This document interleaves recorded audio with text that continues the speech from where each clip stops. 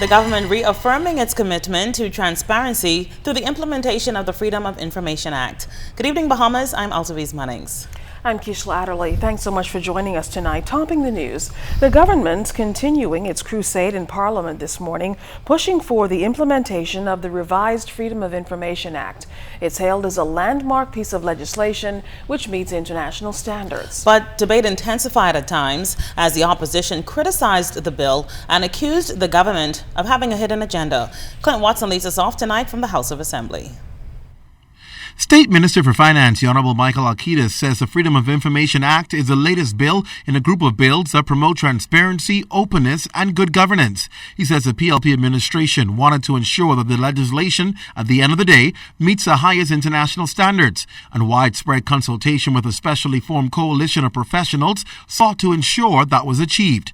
However, in response to criticism by the opposition that the government isn't transparent or forthcoming with information, Minister Alcides refuted those claims. You know, we come in here, we provide information, we go above and beyond, we answer all the questions.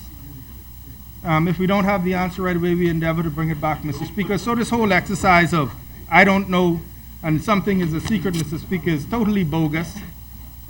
We provide information, we answer questions. If people refuse to accept or make themselves, avail themselves of the information, Mr. Speaker, there's nothing we can do. But as far as the public is concerned, we continue to seek to inform, to answer their questions, Mr. Speaker, give reports, and we will continue to do so, but because we believe that is our obligation. In fact, Minister Alcides went as far as to read a memo from then Leader of Opposition Business in the House, Nico Grant, to Party Leader Dr. Hubert Minnis, published by a local daily back in June 2016, that criticized Minnis's performance at the last budget debate, a forum that deals with financial allocations of the government's finances. Saying the Kalani MP showed no interest in the head-by-head exercise and seemed unprepared. Leader of Opposition Business in the House said he was sure that Dr. Minnis that the member for Kalani had not studied the budget and that his behavior was most disturbing and disrespectful. He accused him of abandoning ship by leaving the House session around 2:30 a.m. Thursday under the guise of not feeling well, as other parliamentarians stayed behind to finish the work of Parliament. While Opposition MP for Fort Charlotte, Dr. Andre Rollins, delivered a controversial contribution to the debate, resulting in various members from the government side rising on points of order, citing his statements at times as misleading, incorrect, or inappropriate. Dr. Rollins chided the government for being hypocritical in his view and not transparent. He says with some 206 unanswered questions weeks before Parliament ends, he could hardly appreciate their willingness to implement a Freedom of Information Act.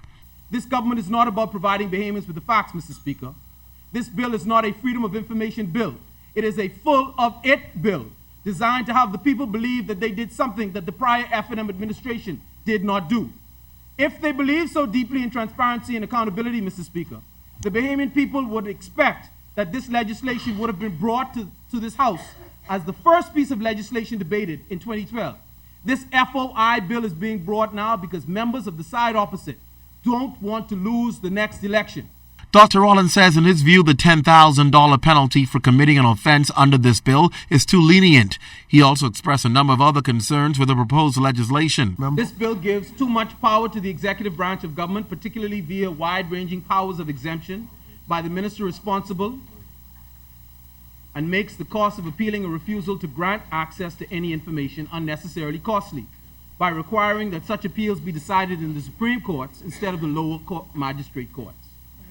The bill creates too much potential for political victimization in relation to the information manager by creating allowance for him to be removed due to misbehavior, with no definition of what misbehavior is. This bill under Section 17 allows the government to withhold from the public data regarding the number of work permits or citizenships granted to foreign nationals in any given time period.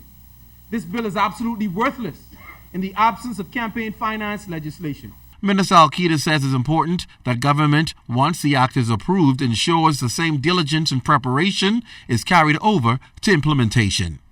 Clint Watson, ZNS Network News.